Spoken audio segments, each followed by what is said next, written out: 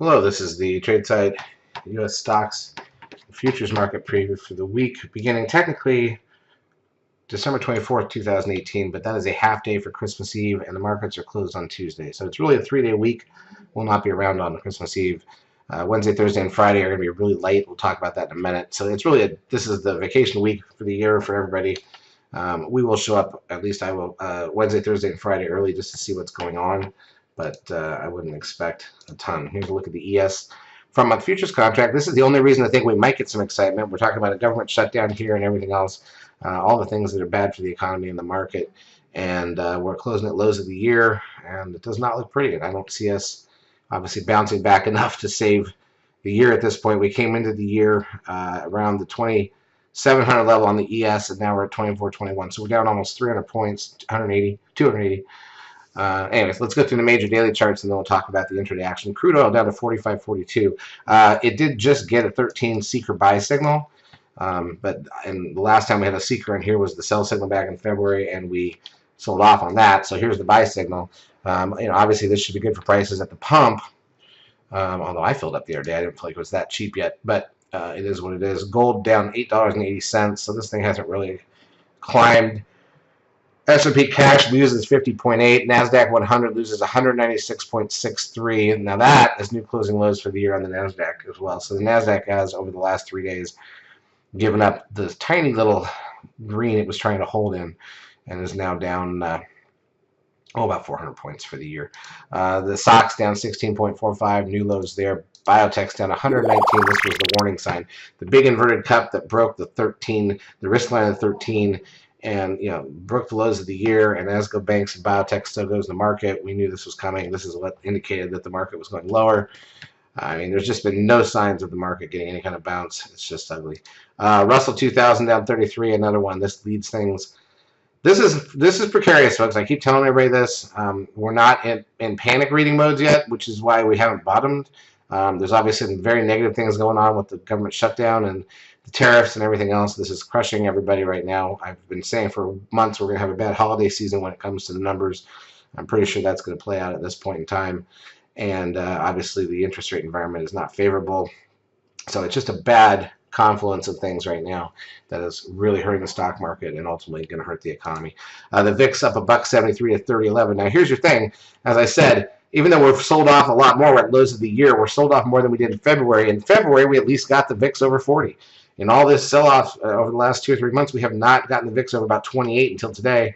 So we still need to get this thing over 40. It could be coming. It's not going to be a pretty end of the year for a lot of people if it happens this week when nobody's around. And keep in mind, we just closed out. We had triple expiration for options and everything on Friday, which means right now we have the least protection on the market that we do at any point in the month or quarter. That's a lot of times when crashes happen, and I hate to say it's going to be ugly on Christmas Eve on a half day when nobody wants to trade, and I probably won't be trading, but very possible that it's not going to be pretty. At best, if you can avert the government shutdown, maybe something can be saved and just wrap up the year for now, but I don't know that that's going to really solve the problems. Trend closes at 1.8. That puts the 10-day moving average at 1.14. Nasdaq volume for the triple expiration was heavy at 4.6 billion. Hard to say how much of that was just the expiration volume, which is usually heavy for triple expiration. You can see a couple days throughout the year, like back in June, and there was one in September. The highest volume days of the year are typically the triple expiration. Certainly the year-end one, when all the leaps go expired, that causes extra volume. So how much of this was the sell-off and how much was just built into the expiration? It's hard to say. Nasdaq advanced decline ratio, negative 1742 on the New York, negative 1660. Google loses $32.33, lowest close of the year. There's an inverted cup and handle that's about to fail. Apple down $6.10. This one's at least 11 candles down towards a secret buy signal, but again, low of the year and not pretty at all. Netflix down $14.19, and not quite the low of the year there, but it's definitely getting close. Amazon, not the low of the year either, but getting close, down 83.38.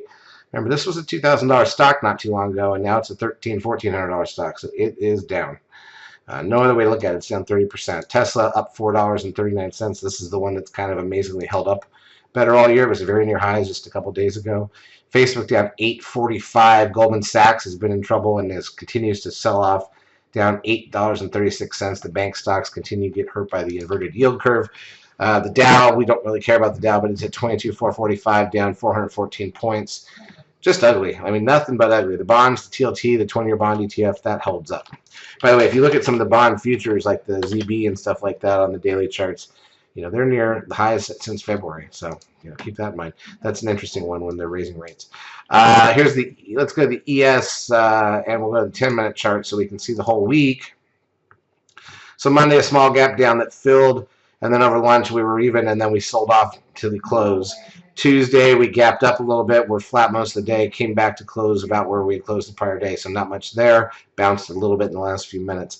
Wednesday, a small gap down that filled quickly. We tried to turn up late in the day. This was the Fed announcement.